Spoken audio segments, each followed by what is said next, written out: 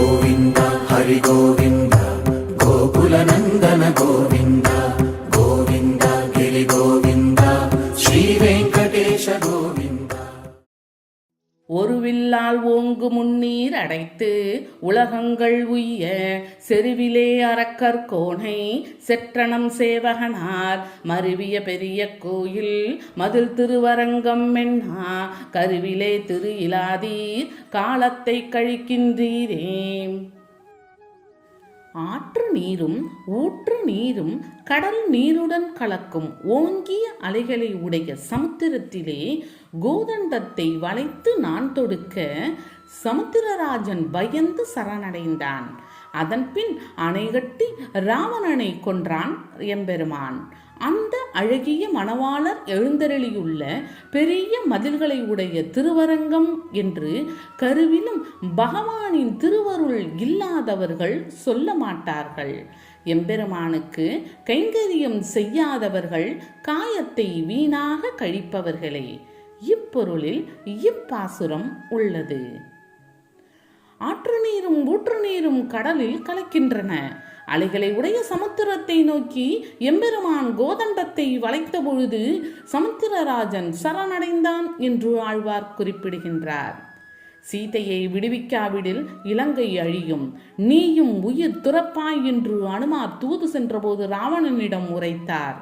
ஆணவம் கொண்ட ராவணன் அதை கேட்கவில்லை.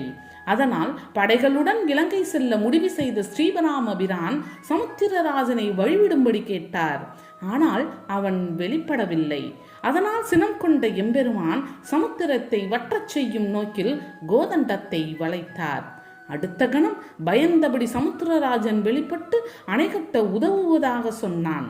அத்தகைய பெருமை மிக்க பகவான் திருவரங்கத்திலே வள்ளி கொண்டிருக்கின்றான் என்பதை பக்த கோடிகளுக்கு தெரிவிக்கின்றார் ஆழ்வார். ஸ்ரீரங்கநாதர் மீது நம் அனைவருக்கும் பக்தி உணர்வு ஏற்பட வேண்டும் என்பதே ஆழ்வாரின் அவாவாகும். நமனும் முற்களனும் பேச நரகில் நின்றார்கள் கேட்க நரகமே சொர்க்கம் ஆகும் நாமங்கள் உடைய நம்பி அவனது ஊர் அரங்கம் என்னாது அயர்த்து வீழ்ந்து அழிய மாந்தர் கவலையுள் படுகின்றார் என்று அதனுக்கே கவல்கின்றேனே. முற்கலன் என்ற கொடும் பாவி இறந்து போக அவனை யமதூதர்கள் இழுத்து வந்தனர். யமன் முற்கலனை எதிர்கொண்டு வரவேற்று உபசரித்தான். நீ என்னை உபசரிக்க என்ன காரணம் என்று கேட்டான் முற்கலன். எல்லினால் ஒரு பசு செய்து கிருஷ்ணார்ப்பணம் என்று தானம் செய்தாய். விஷ்ணு நாமத்தை சொல்பவர்களை உபசரிப்பது என் கடமை என்றான் தர்மராஜன். இந்த பேச்சு நரக தண்டனை அனுபவித்துக் கொண்டிருந்த சிலர் காதில் விழுந்தது. கேட்டவர்களுக்கு நரகக்குழியில் சுகந்த மனம் வீசியது. சூடும் வலியும் தெரியவில்லை. பூச்சிகள் எல்லாம் அழகிய பூக்களாக தெரிந்தன. எம்பெருமானின் நாமங்களை கேட்பதற்கே நரகம் சொர்க்கமாயிற்று. அத்தகைய திருமால் பள்ளி கொண்ட திருத்தலம் ஸ்ரீரங்கம். அதை போற்றாது உலக இன்பங்கள் என்ற படுகொழியில் விழுந்து துக்கத்தினால் பீடிக்கப்படுபவர்களுக்காக நான் கவலைப்படுகின்றேன். இப்பொருளில் இப்பாசுரம் அமைந்துள்ளது. கிருஷ்ணார்ப்பணம் என்று வாய்விட்டு சொன்னதால் ஒரு கொடியவன் நரகத்திலிருந்து விடுபட்டு உபசரிக்கப்பட்டான் என்றால், வாழ்நாள் முழுவதும் விஷ்ணுவின் திருநாமங்களை உச்சரித்தால் ஜீவன் முக்தர்களாவது உறுதியல்லவா? இதனை மறந்து அழியும் பொருட்களை தேடி அலையும் மனிதர்கள் அறியாமை நிறைந்தவர்கள் என்பதை ஆழ்வார் இப்பாமாலை வாயிலாக எடுத்துக்காட்டுகின்றார். எரியும் நீர் வெறிகொள் வேலை மாநிலத்து உயிர்கள் எல்லாம் வெறிகொள் பூந்துளவ மாலை விண்ணவர் கோணை ஏத்த அறிவிலா மனிதர் எல்லாம் அரங்கம் என்று அழைப்பாராகில் பொறியில் வாழ் நரகம் எல்லாம் புல்லெழுந்து ஒழியும் அன்றே. அலைகள் வீசுகின்ற தனிப்பட்ட மனமுடைய கடலாலே சூழப்பட்ட பெரிய இப்பூமியில் உள்ள மானிடரெல்லாம் மிகுந்த வாசனையையும் அழகையும் உடைய துளசி மாலையை அணிந்துள்ள தேவர்களின் தலைவனை வழிபடுவதற்காகவே பிறந்துள்ளனர். ஞானமற்ற மனிதரெல்லாம் திருவரங்கம் என்று கூறுவார்களேயானால் ஐம்பொறிகளின் விருப்பப்படி வாழ்ந்து அதனால் நரகத்தை அடைய வேண்டும் என்று விதிக்கப்பட்டிருந்தாலும் நரகங்கள் எல்லாம் புல்முளைத்து பாழாகி இருக்கும் அல்லவா என்ற பொருளில் இப்பாசுரம் உள்ளது.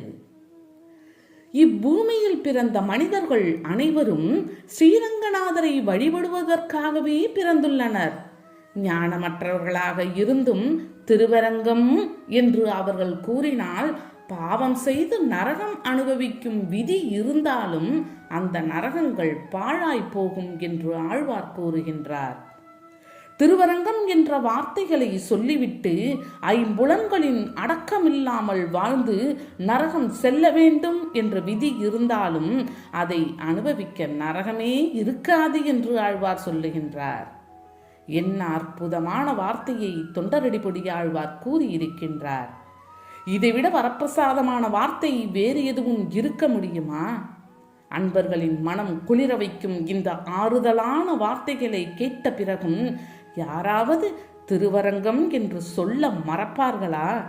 ஒரு காலும் மறக்க மாட்டார்கள். வண்டினம் முரளும் சோலை, மயிலினம் ஆளும் சோலை, கொண்டல் மீதனவும் சோலை, குயிலினம் கூவும் சோலை, அண்டர்கோன் அமரும் சோலை, அணி திருவரங்கம் மின்னா மிண்டர் பாய்ந்துண்ணும் சோற்றை விளக்கி நாய்க்கீடு மின்னீரே. திருவரங்கத்தில் வண்டுகளின் கூட்டங்கள் சோலைகளில் ரீங்காரமிடுகின்றன. மயில் கூட்டங்கள் தோகை விரித்து ஆடுகின்றன. ஆகாயத்தில் மேகங்கள் கூடி நிற்கின்றன. குயில் கூட்டங்கள் இனிமையாய் இசைக்கின்றன. தேவாதி தேவனான திருமால் பள்ளி கொண்டிருக்கின்றான். இப்படிப்பட்ட அழகிய திருவரங்கத்தின் பெருமைகளை பாடாத நன்றிகெட்ட மூர்க்கர்கள் மேல் பாய்ந்து அவர்கள் சாப்பிடும் உணவை பறித்து நாய்க்கு போடுங்கள் என்ற பொருளில் இப்பாசுரம் அமைந்துள்ளது. இப்பாமாலையில் தொண்டரடிப்பொடியாழ்வார் சற்று ஆவேசமாக வார்த்தைகளை கூறுகின்றார். திருவரங்கத்தின் பெருமைகளை பாடாத நன்றி கெட்டவர்கள் மேல் பாய்ந்து அவர்கள் உண்ணும் உணவை பறித்து நாய்க்கு போடுங்கள் என்று அவர் கூறுகின்றார். இந்த வார்த்தைகள் மனிதர்களை காயப்படுத்துவதற்காக சொல்லப்பட்ட வார்த்தைகள் என்று எவரும் கருதக்கூடாது. தாய் குழந்தை தன் கையை நெருப்பிலே வைக்க முயன்றால் அதை தடுப்பாள். அதையும் மீறிக்கொண்டு அக்குழந்தை நெருப்பை தொட நினைத்தால் அடிக்கவும் செய்வாள் அல்லவா? அதுபோன்றே தாய் ஸ்தானத்தில் இருந்து கொண்டு பக்தியற்ற மனிதர்களை சற்று கடுமையாக பேசுகின்றார் நம் ஆழ்வார். மெய்யர்க்கு மெய்யன் ஆகும் விதியிலா என்னை போல பொய்யர்க்கே பொய்யன் ஆகும் புட்கொடி உடைய கோமான் உய்யப்போம் உணர்வினார்கட்கு ஒருவன் என்று உணர்ந்த பின்னை ஐயப்பாடறுத்து தோன்றும் அழகன் ஊரரங்கம் அன்றே. கருட கொடியை உடைய தேவாதி தேவன் மெய்யான ஆர்வம் இருந்தும் பகவானை பற்றிய முழுமையாக அறியும் விதியில்லாத என்னை போல அபாக்கியவான்களுக்கு மெய்யனாக இருந்து தன் வடிவை காட்டி அருள்வான். சம்சார இன்பங்களே சதம் என்று இருப்பவருக்கு பொய்யனாக மறைந்திருப்பான்.